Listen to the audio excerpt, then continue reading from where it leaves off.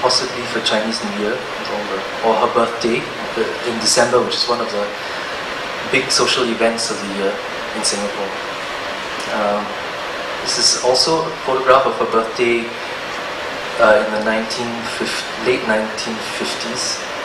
You can see Mrs. Lee Chun-Wan with the silver hair, with the back facing the camera. Standing is Tan Cheng Lock, and next to him is Q Wong. And next to Mrs. Lee Chun-Wan, the bearded man, is Lim Boon Heng.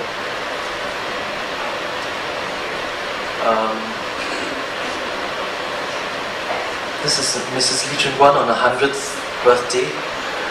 I'm showing this picture also because I think the chair and the Hock Lok Siu, the Furu show at the back are in the museum.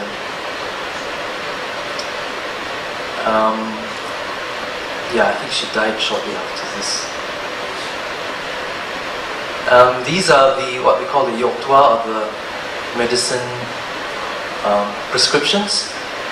They usually come as loose pieces of cotton cloth, but in this example, belonging to my father's nanny, she had no name. She was a slave girl, and she was just given a nickname, Nenek Salat.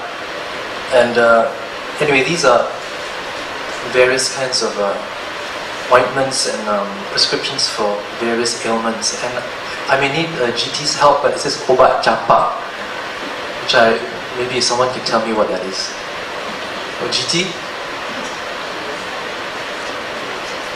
Do you know what Obat Japa is?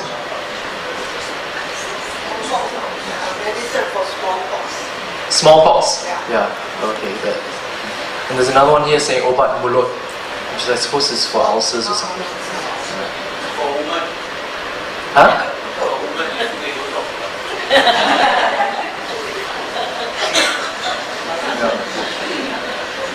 There's another thing, Obat Tim Itik, some medicine made of steam, or like steamed duck, cooked boiled duck. And these belong to Nenek Salat, who is the lady on the right. And she was a slave girl, a concubine brought into my grand-uncle's family. And she looked after my father and then my brother Dick, who's the boy on the right. And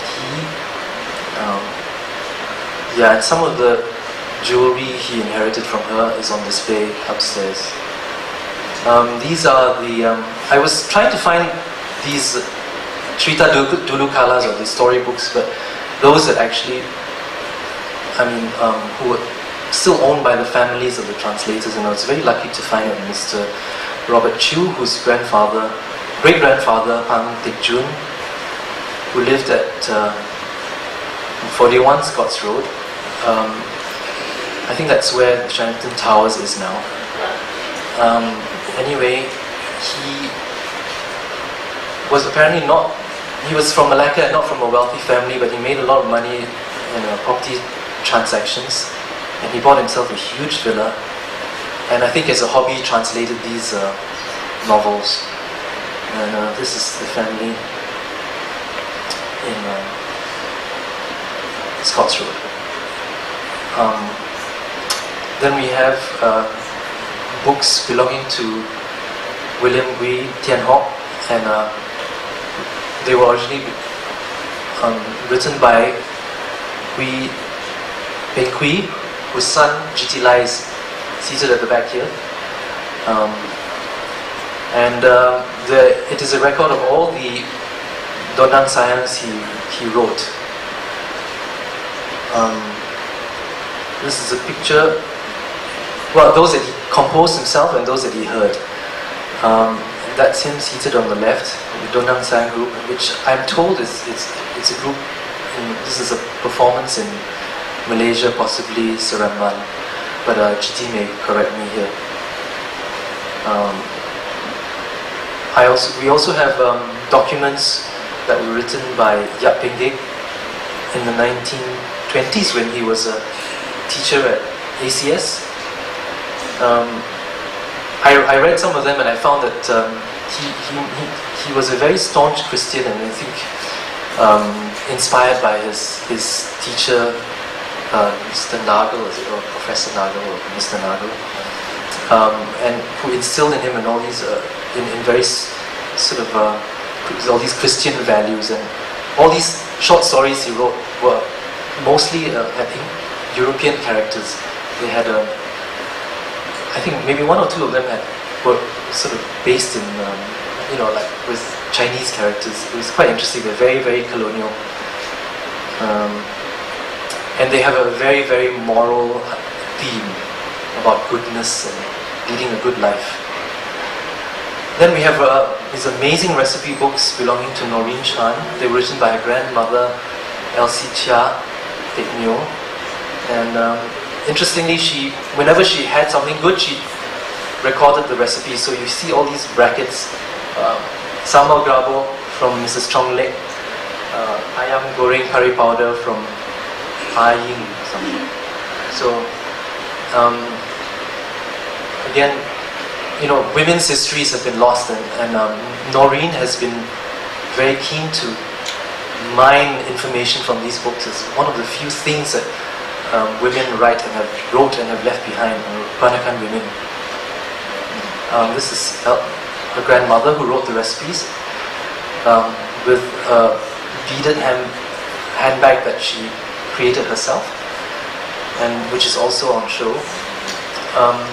I find this motif really fascinating because they were also common on batiks and of course on embroidered Japanese screens. They were also popular in the Impressionist period and Japonism, and these Orientalist sort of Japanese prints inspired Van Gogh and Western artists, and they started appearing in European magazines, which again influenced batik makers who put them on batiks, and maybe Chia Seck Neo saw them on a batik, and so it's these transference of ideas and motifs going one big round from Asia to Europe and back again.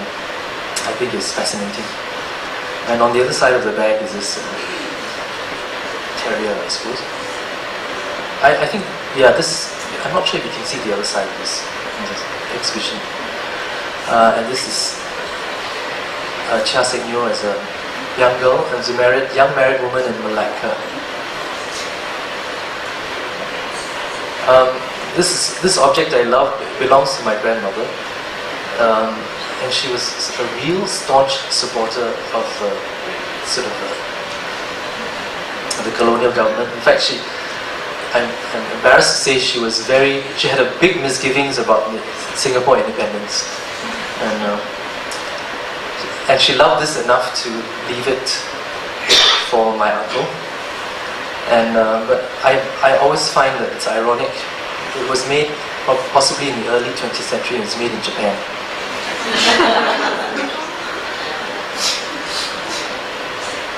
Then we have the diary of Tan Cheng Kee, who was the son of Tan Keong Saik. Tan Cheng Kee is the grandfather of Peter Wee, also seated at the back. It's an interesting collection of, it's not really a diary, it's interesting articles he read, which he found interesting, and he just copied them all into a book. This is Tan Cheng Kee, who was the older brother, I think, of Mrs. Lee Choon Guan. And again, this is turn of the century, and how the Babas were more interested in being, modern. So I think this is an interesting thing to balance when we see, for example, the Peranakan Museum. A lot of the emphasis is on sort of the spiritual core of the Peranakan, so the wedding, the funerals. But when you think about it, how the wedding was 12 days of your life, and I think for the rest of the life they were more interested in being modern. I also wanted to show some contemporary things to show the connection with the Peranakans today with their past. So we also have scores. Interesting effect when you put these contemporary things, they look like the antiques of the future. But I mean, actually this score to Beauty World is already more than 20 years old and it's faded and foxed. But yeah, anyway, these are I had various examples of attempts by Peranakans to articulate their culture today. Desmond Sim's sketchbooks. And then we also have, for documents, Mrs. Leong Yisu's cookbooks, but these are special because they were the books given to her daughter, to my